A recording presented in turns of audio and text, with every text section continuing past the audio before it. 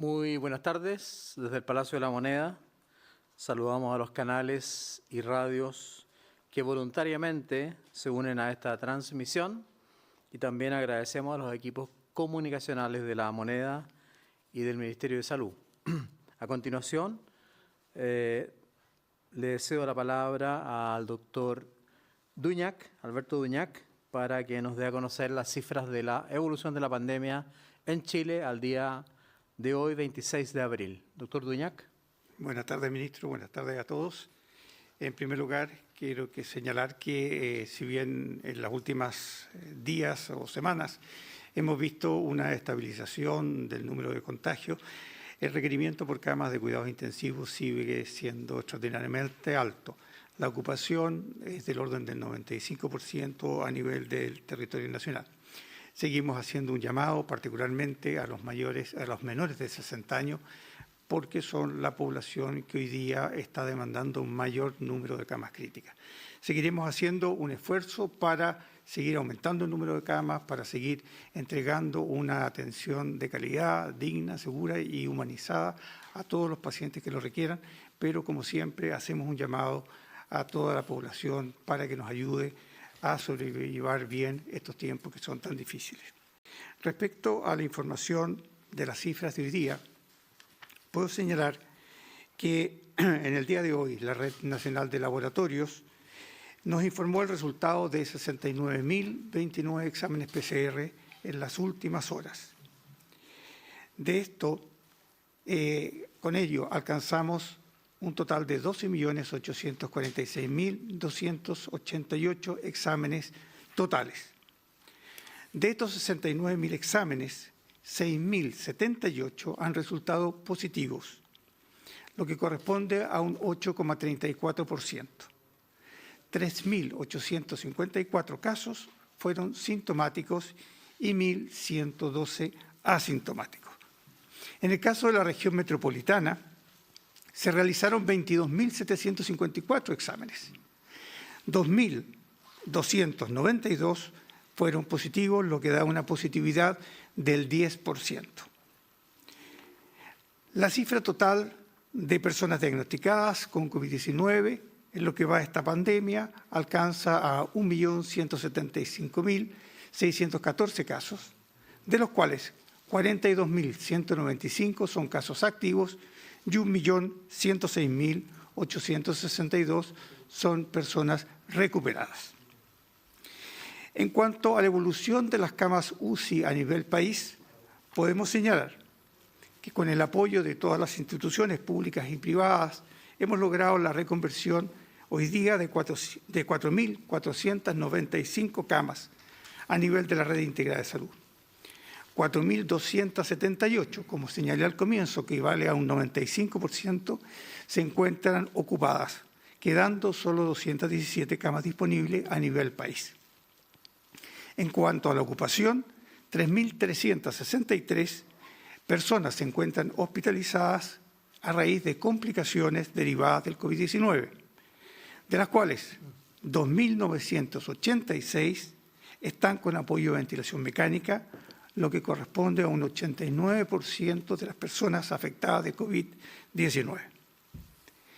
En el siguiente gráfico, si desagregamos los pacientes que se encuentran hospitalizados en unidades de cuidados intensivos por tramo de edad, vemos que el mayor número está determinado por pacientes entre 50 y 59 años, identificados por la línea verde, que alcanza un total de 1.036 personas hospitalizadas. En segundo lugar, se encuentran aquellos entre 60 y 69 años, representados por la línea amarilla con 735 casos. Mientras que los mayores de 70 años, identificados ahí en el gráfico por la línea celeste, son el grupo etario que representa el menor número de casos de pacientes hospitalizados, con 348.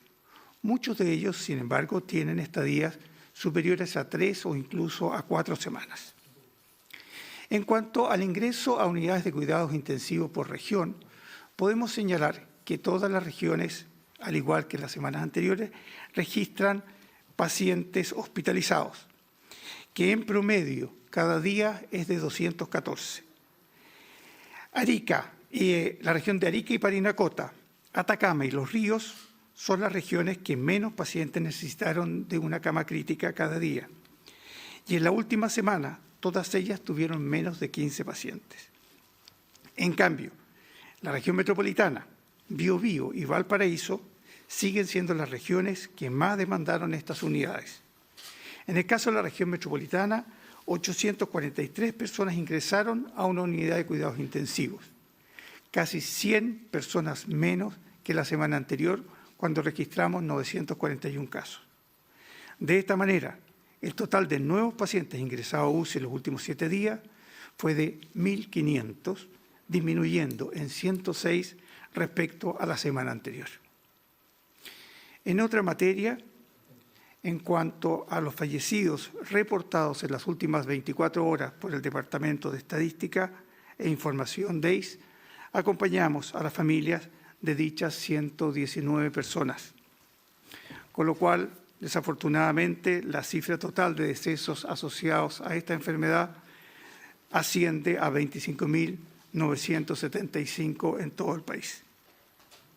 Finalmente, con respecto a las residencias sanitarias, debemos señalar que en el día de hoy disponemos de 204 recintos de hospedaje con una capacidad de 14.356 camas totales, de las cuales el 74% se encuentra ocupada, quedando 2.865 plazas disponibles para aquellas personas que lo necesiten. Muchas gracias, ministro. Muchas gracias, subsecretario Duñac. Nuevamente, la variación de casos confirmados a nivel nacional muestran una disminución de menos 7% a 7 días y menos 7% también a 14 días. Sin embargo, seguimos manteniendo la preocupación por Magallanes, por Maule, por Araucanía y también por Arica. La situación sanitaria evidentemente muestra algunos muy leves signos de mejoría y algunas comunas van a presentar cambios en el plan paso a paso que nos dará a conocer la doctora Paula Daza. Sin embargo, también hemos decidido que la transición será más estricta en algunos niveles y además se renovará el cierre de las fronteras por 30 días. Aunque observamos ciertas señales positivas en relación al menor número de casos y también levemente positivas en relación a la disponibilidad de camas UTI obtenidas con gran esfuerzo del equipo de salud y con la colaboración de hospitales institucionales, hospitales universitarios y clínicas, nos tenemos que mantener en alerta. No debemos bajar los brazos, no debemos dejar de estar preocupados. Y es imperativo seguir combatiendo esta pandemia por coronavirus, pero seguirla combatiendo en forma unidos como país. Continuamos además con la vacunación masiva. Hemos dicho muchísimas veces que la vacunación es una parte de la estrategia. La estrategia más importante es la que siempre ha repetido la Organización Mundial de la Salud: mascarilla, lavado de manos, distanciamiento físico, respetar las normas, respetar el toque de queda, no hacer fiestas clandestinas. Y en el avance de la campaña de vacunación masiva podemos anunciar que hasta el momento hemos vacunado a 7.953.916 personas con una dosis y 6.179.285 personas con 2 dosis, y además ya hemos vacunado a 2.084.036 personas en contra de la influenza. Hoy día también haremos anuncios con respecto a la vacunación en mujeres embarazadas y me hubiese gustado mucho tener aquí presente a la ministra Mónica Salaquet, ministra de la Mujer, que tuvo que excusarse porque estaba invitada a la presentación. Sin embargo, la doctora Paula Daza dará a conocer esa información. A continuación, doctora Daza, el tema de vacunación en embarazadas. Le cedo la palabra. Muy buenas tardes.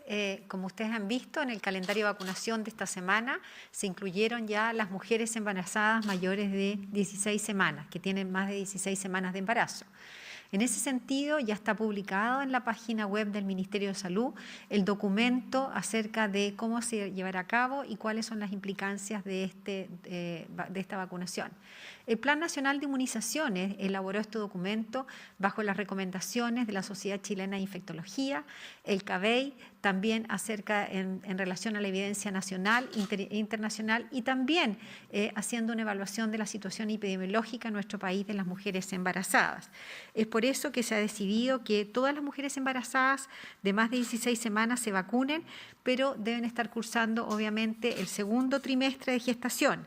A ellas se inoculará con la vacuna del laboratorio Pfizer-BioNTech en 2 dosis. Las mujeres que se han priorizado en primer momento son aquellas mujeres que además de estar embarazadas y tener más de 16 semanas, deben cumplir con algunas variables.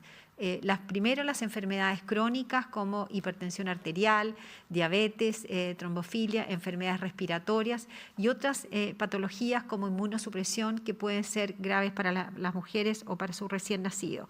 Se escogió la vacuna Pfizer-BioNTech porque es la vacuna que en este momento tiene mayor evidencia en relación a este grupo.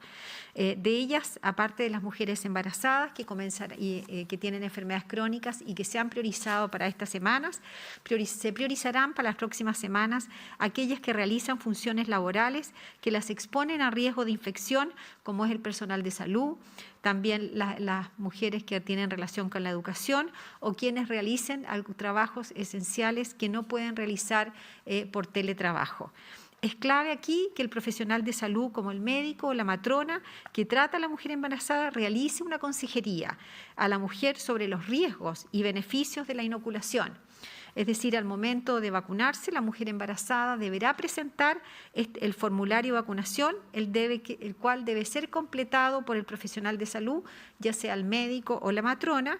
Este formulario está disponible en la página del Ministerio de Salud y el cual puede presentarse digitalmente al momento de realizar la vacunación.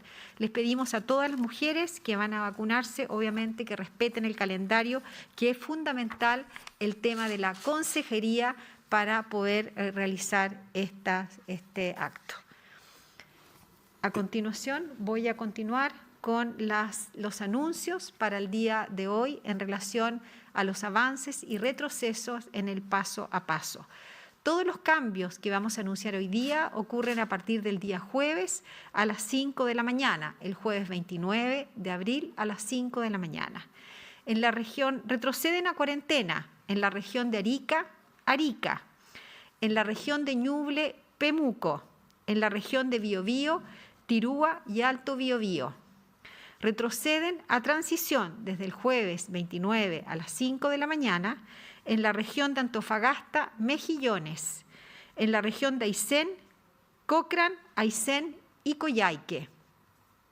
Avanzan a transición desde el jueves 29 a las 5 de la mañana en la región de Antofagasta, en la región de Atacama, Chañaral, en la región de Coquimbo, las comunas de Punitaqui y Paihuano, en la región metropolitana, las comunas de Alhué, Melipilla, Independencia, Las Condes, Talagante, Vitacura, Lo Barnechea, Providencia, La Reina y Ñuñoa.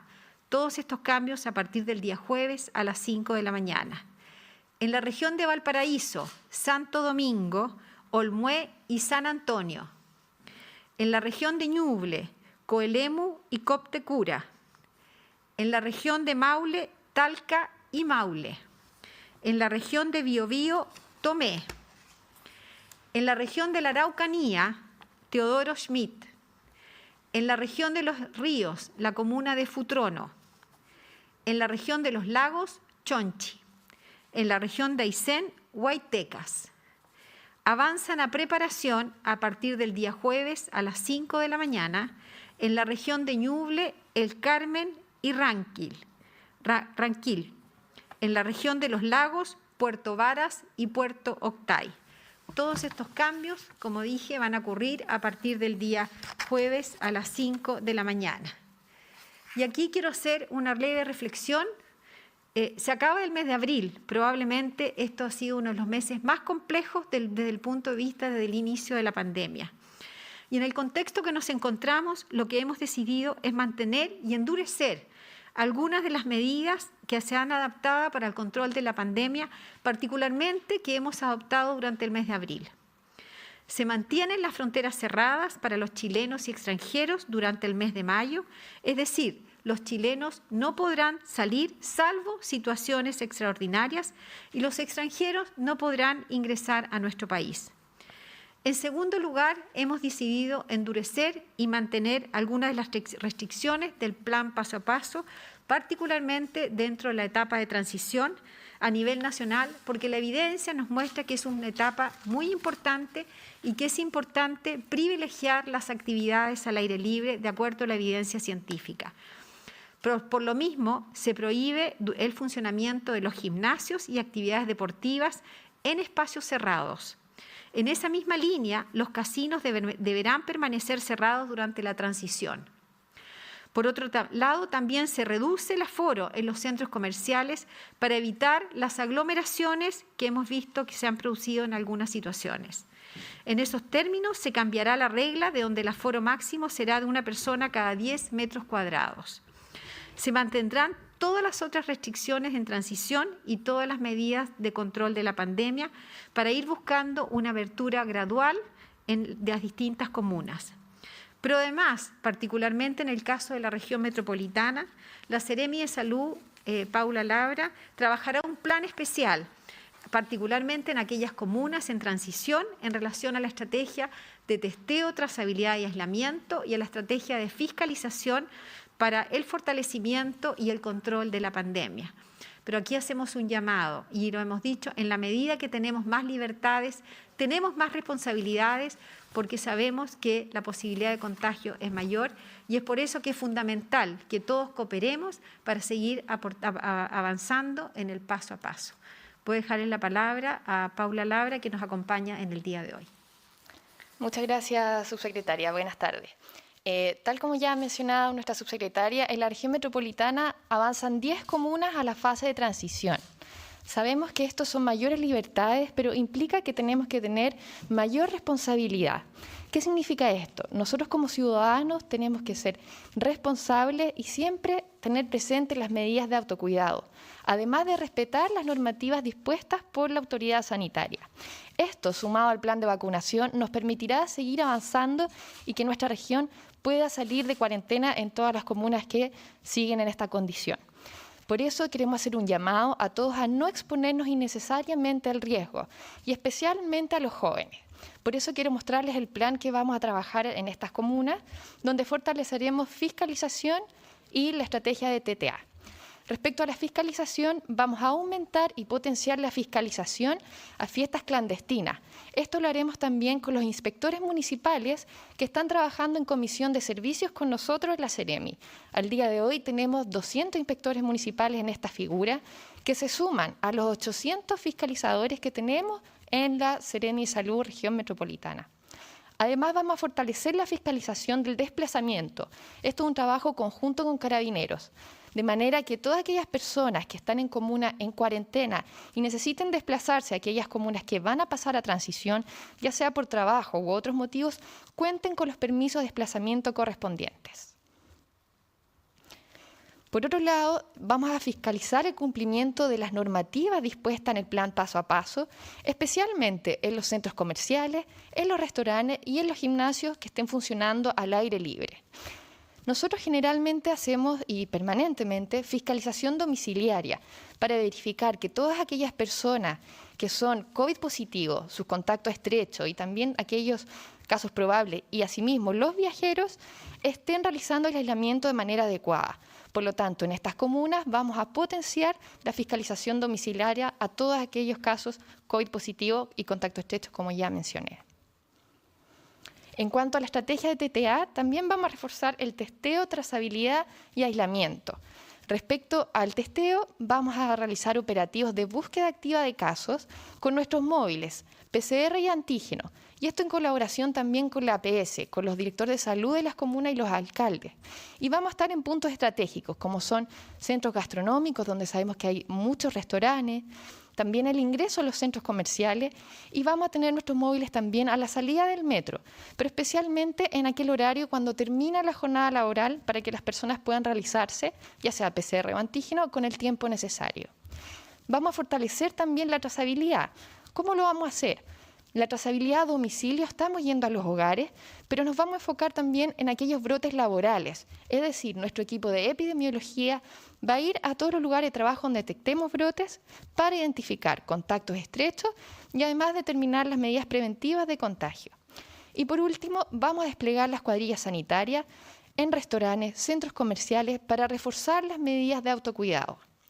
Si bien vamos a fortalecer esto en aquellas comunas que avanzan la transición, no dejaremos de lado todas aquellas que están en cuarentena, porque es importante que entre todos nos cuidemos y trabajemos en conjunto, sigamos esforzándonos para que la región metropolitana pueda seguir avanzando. Muchas gracias, subsecretaria. Muchas gracias, Paula Labra, Seremi de la región metropolitana. Creo que ha dado una exposición muy completa. Y esto refuerza la importancia que nosotros le hemos estado dando a la trazabilidad desde que asumimos como ministro de Salud. De hecho, las últimas cifras demuestran que ya en la región metropolitana hemos sobrepasado los 2 casos, los 2 contactos por caso índice en el tema de la trazabilidad, tema que obviamente nos ha costado mucho desarrollar. Quiero destacar, antes de pasar a las preguntas, el tema de la vacunación en mujeres embarazadas. Este es un tema que fue discutido con las sociedades científicas, con el Plan Nacional de Inmunizaciones a cargo de la doctora Cecilia González, pero también con el Colegio de Matronas. Quiero agradecer a Anita Román, la presidenta nacional del Colegio de Matronas, y quiero agradecer muy especialmente también a Yoria Cartes, que es la matrona encargada del Plan Nacional de Matronería, que también fue creado durante nuestro ministerio. Es un avance muy importante para el funcionamiento del Ministerio de Salud y agrupar en forma ordenada y a nivel nacional el trabajo de todas las matronas y matrones que para este ministro se tratan de un grupo muy especial y a quien quiero darles un reconocimiento. A continuación, pasamos entonces a escuchar a las preguntas del día de hoy. Muy buenas tardes. Preguntarles con respecto a la situación de las cuarentenas. Bueno, hoy día vimos que se levantaron 10 comunas en la región metropolitana, pero ¿cuál es el balance que se hace de este prácticamente un mes y una semana de cuarentena en la región metropolitana? ¿Sirvieron? ¿Deberían ser modificadas? Porque cuando uno sale a la calle ve que prácticamente la vida es normal. ¿Cuál es el balance que se hace? Y lo otro, ministro, pasamos ya el pic de la segunda ola de esta pandemia. El día 1 de abril fue el día más alto con las cifras. Voy a darle la palabra a la doctora Paula Daza para que se refiera a estas preguntas. Doctora Daza. Bueno, con respecto a la situación de la región metropolitana, de las cuarentenas, efectivamente todas las comunas llevan un mes de cuarentena y un poco más. Hemos visto en la región metropolitana particularmente y en otras regiones del sur también, en las últimas semanas, una disminución en la incidencia, en la positividad, en algunas todavía con incidencia muy alta, con positividad alta, pero vemos una evolución que podríamos decir que vemos una evolución positiva del punto de vista de la curva epidemiológica. Sin embargo, nosotros siempre hemos sido muy prudentes y tenemos que estar muy alertas porque todavía estamos con un número de casos importante de casos, ¿no es cierto?, tanto en la región metropolitana como en el resto de las regiones. Particularmente en la región metropolitana hemos visto que algunas comunas han disminuido sus casos de una manera más importante, también han disminuido la positividad y sobre todo en varias de ellas ya ha aumentado la búsqueda activa de casos que permite encontrar aquellos casos de una manera más eficiente. Aquí hay dos cosas que estamos viendo y esperamos ver en las próximas semanas, que hemos tomado las medidas más estrictas, porque sabemos que la cuarentena es la medida más dura, es cuando las otras medidas no producen efecto, y sí hemos visto que la cuarentena mantiene una disminución de la movilidad en las distintas comunas, en algunas más, en otras menos, pero también estamos con un proceso de vacunación que ha sido exitoso. Por lo tanto, estas medidas de restricción como la vacunación, esperamos que nos permita ir liberando más comunas en las próximas semanas. Puntualmente con eso y con el levantamiento de estas cuarentenas en estas 10 comunas de la región metropolitana, bueno, y en otras también, ¿qué va a pasar, por ejemplo, con las clases? ¿Se recomienda por parte de la autoridad sanitaria reactivar el proceso de las clases presenciales también? Bueno, en relación a los colegios hay que decir que las clases podían funcionar en etapa transición de acuerdo a ciertos protocolos bastante estrictos. Algunos de los colegios volvieron, esto es absolutamente voluntario, y lo que nosotros pudimos ver principalmente durante el mes de marzo y el año pasado, que los contagios y los brotes en los colegios son muy bajos.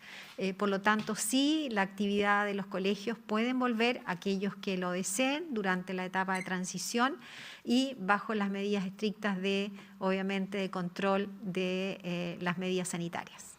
Con respecto a su pregunta relacionada con el PIC, que me la hizo a mí, le quiero dar algunas cifras. A nivel de la región metropolitana, por ejemplo, en los últimos 7 días los casos confirmados han disminuido en un 4%.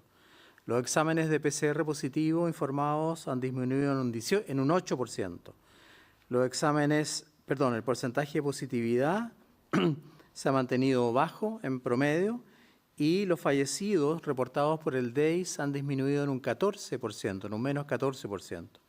Y a nivel nacional, que también tenemos los datos, porque este es el informe diario, los casos confirmados han disminuido en un 7%, los exámenes de PCR positivo han disminuido en un 10%, el porcentaje de positividad en proporción a los últimos 7 días ha disminuido en un 2% y los fallecidos también han disminuido en un 12% en los últimos 7 días. Obviamente que nosotros hemos dicho que, y lo dije al comienzo, observamos cambios, pero no queremos decir que haya que bajar los brazos ni que hayamos derrotado al virus. Tenemos que seguir luchando. Ahora, la semana del 5 al 11 de abril, exactamente el viernes 9 de abril, fue el día que tuvimos la mayor cantidad de casos, 9.171 casos, con 77.000 exámenes. Y de ahí en adelante, si uno mira todos los viernes, tengo esto porque lo tengo habitualmente, ¿no? Porque de ahí habitualmente todos los viernes hemos ido disminuyendo de 9.100 a 7.500 y después nuevamente a 7.500. Obviamente que este viernes todavía no tenemos el resultado, pero se ha mostrado una caída lenta, moderada, pero constante de los casos. Y además de eso, lo otro que llama la atención es la disminución del porcentaje de positividad de la PCR, que es lo que más nos alienta un poco, pero esto no significa que la gente pueda hacer lo que quiera, pueda liberarse, puede dejar de usar mascarilla. Yo quiero insistir en eso, que por favor mantengamos las medidas sanitarias, que por favor mantengamos el estado de alerta permanente para que no tengamos nuevamente aumento de casos. Muchas gracias. Hola, buenas tardes. Se reportó la identificación de una nueva variante de SARS-CoV-2, la C37, le han llamado también la cepa andina. ¿Qué antecedentes tiene el Ministerio de Salud sobre esta variante y las vacunas son efectivas ante esta nueva variante? Esta pregunta la contestará la doctora Paula Daza. Con respecto a lo que se ha llamado la variante andina, no se ha descrito primero que nada como una nueva variante. Esto corresponde a un linaje de la variante B111, la cual es predominante ya en Latinoamérica hace un tiempo, y la Organización Mundial de la Salud ha definido como esta variante de interés pero no es de preocupación, por lo tanto la variante B111 no la considera una variante de preocupación, pero particularmente esto que se ha descrito es un linaje de la variante B111. Lo que hicieron los investigadores peruanos fue revisar en detalle la secuenciación de esta variante y detectaron cierta cantidad de que diferentes países tenían mutaciones. Por lo tanto, aún no se considera como una variante nueva, pero por el momento, al no ser considerada y no ser considerada una variante de preocupación por parte de la OMS, en Chile obviamente se ha llevado un seguimiento estricto. Lo otro quiero decirles que esta situación se ve no solamente en Chile, en Perú, se ha visto también en Estados Unidos, en Australia y en España. Ahora, el Instituto de Salud Pública, en conjunto con el Departamento de Epidemiología del Ministerio de Salud, está haciendo una vigilancia genómica estricta de las nuevas variantes que tenemos en nuestro país. Por lo tanto, no es una nueva variante, es un cambio de linaje de la B111 y por el momento la Organización Mundial de la Salud no la considera como una variante de preocupación. ¿Y la vacuna serviría, las vacunas que se están aplicando acá en el país, servirían frente a este linaje? Y me encargaban algo, subsecretaria, respecto a lo que se estaba anunciando ahora. ¿Qué pasa con el aforo de los restaurantes? Sale del tema del linaje, pero quedó esa duda respecto a los anuncios. Bueno, con respecto a la vacunación, no hay estudios específicos contra este nuevo linaje de esta variante. Lo que nosotros hemos visto que en relación a los estudios que tenemos, la vacuna ha sido efectiva contra la circulación de cepas que tenemos en nuestro país. Pero no hay un estudio específico con respecto a eso. Con respecto a los restaurantes en etapa de transición, se mantiene el protocolo que tenemos elaborado en nuestro país, es decir, pueden funcionar solamente en etapa de transición en terrazas con máximo un aforo de 4 personas por mesa y manteniendo los protocolos de 2 metros de distancia, pero en la etapa de transición solamente pueden funcionar en terrazas. Muchas gracias, doctora Daza. Siguiente pregunta. Buenas tardes. Ministro, usted la semana pasada decía que se estaba viendo la posibilidad de avanzar más rápido con las edades de la vacunación. Ayer el presidente Piñera también en su anuncio decía que van a acelerar el proceso de vacunación en los próximos días. Quería preguntarle cómo se piensa llevar a la práctica eso, también considerando el stock disponible y la situación que han reportado algunos vacunatorios en algunas comunas como Providencia, por ejemplo, en donde hoy informaron que sus vacunatorios tienen stock reducido de vacunas, están sin dosis de vacunas de Pfizer y Sinovac y van a indicar cuándo vuelvan, en el fondo. Bueno, la verdad, Tomás, es que la velocidad de vacunación depende de varios factores. Uno de esos factores es el entusiasmo y la colaboración de la población. Nosotros vimos en la primera etapa cómo los adultos mayores llegaban a vacunarse con alegría, con entusiasmo, con sus mejores trajes, dije yo, hasta las personas mayores, mujeres se ponían sombreros, algunas bailaron de felicidad. Ese es un factor importante. Por lo tanto, hay que hacer una campaña y entusiasmar a la gente más joven para que se vacune. Este no es un fenómeno local, también lo leí durante el fin de semana, está ocurriendo, por ejemplo, en Estados Unidos, donde la gente más joven no quiere vacunarse o no va a los vacunatorios, así que tenemos que hacer un esfuerzo. Ahora, nosotros hemos privilegiado la segunda dosis y hemos insistido en eso, de que por favor no falten dosis segunda para completar obviamente la inmunidad de las personas.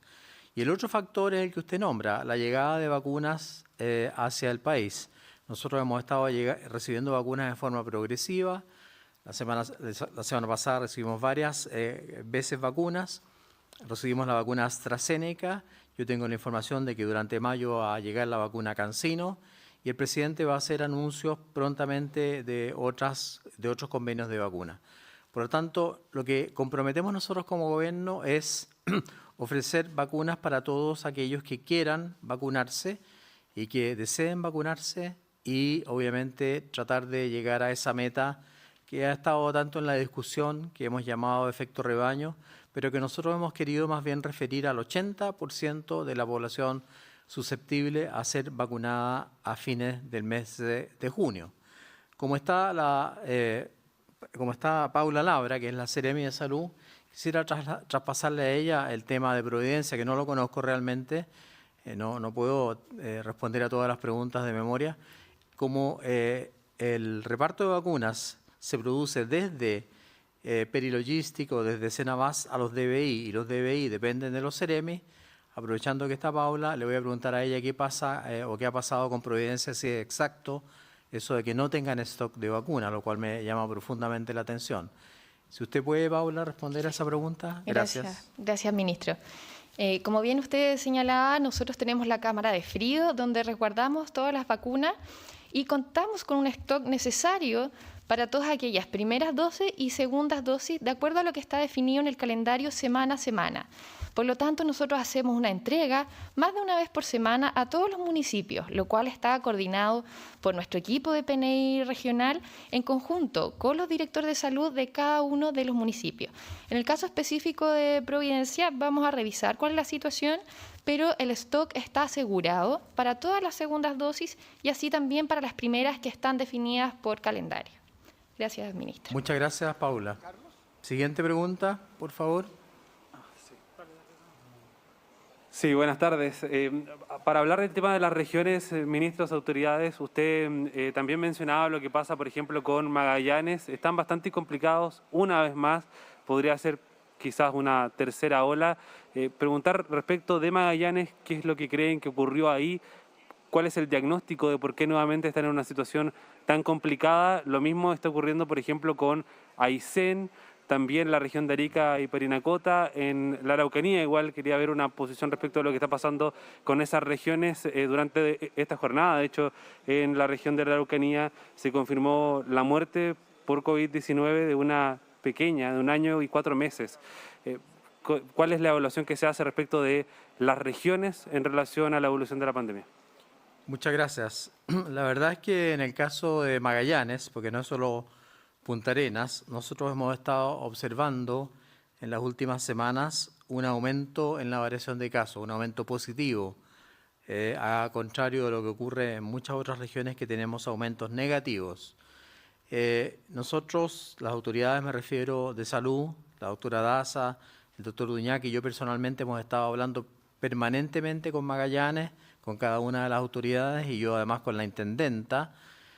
Lo que se detectó fue un brote en una empresa que envasaba erizos con más de 300 personas, había más de 100 personas contagiadas, hubo que cerrar esa empresa y se cerraron otras 2 empresas también relacionadas con el tema de los productos del mar.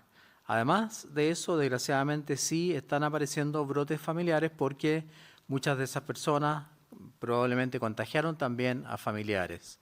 Por lo tanto, hoy día hemos enviado un grupo a Punta Arenas para reforzar el uso de las termocicladoras, es decir, los exámenes de laboratorio. Anoche hablé además con el rector de la Universidad de Magallanes de este mismo tema y mañana viaja el jefe de gabinete para también supervisar, digamos, qué es lo que está pasando allá y tratar de buscar una solución rápidamente. Desgraciadamente, aquí hay que recordar que cuando no se cumplen las normas, cuando dentro de una empresa grande no se mantiene el distanciamiento durante el momento de la alimentación o no se usan las mascarillas, comen todos juntos, no se protege a los funcionarios, se infectan. Entonces yo creo que hay que reforzar ese trabajo desde el punto de vista nuestro, pero también desde el punto de vista de las mutuales de seguridad que tienen mucho que ver con el control de las empresas. Con respecto a Arica, tenemos un aumento del 15% de casos en los últimos días. Es una de las 3 regiones que tiene aumento, porque Araucanía tiene una disminución en realidad. Y también estamos preocupados en ese tema, no solamente por el aumento de casos, sino que por el retardo en la vacunación. La región de Arica es una de las regiones que también ha tenido un retraso en la vacunación y estamos reforzando, obviamente, esa campaña. Por lo tanto, sí, a nivel país, nosotros podemos decir que hay una disminución de menos 7% de casos en forma global. Reconocemos que hay algunas regiones a las cuales hay que ayudarlas o hay que apoyarlas para que puedan avanzar al igual como han avanzado las otras regiones del país. No tengo información de esta pequeñita que falleció por COVID-19. Me gustaría saber con exactitud los resultados de los exámenes y probablemente, desgraciadamente, la autopsia, pero cuando tenga la información se la daré a conocer o se la daremos a conocer a la opinión pública, ya que me causa profundo dolor y una impresión muy grande que una niñita tan pequeña haya fallecido de COVID-19. Muchas gracias. Ministro, sí, en relación a la región de Coquimbo, ¿ha bajado la cantidad de testeo? Al menos ese es un análisis que hizo el ingeniero Ernesto Laval. No sé si coinciden con esa apreciación.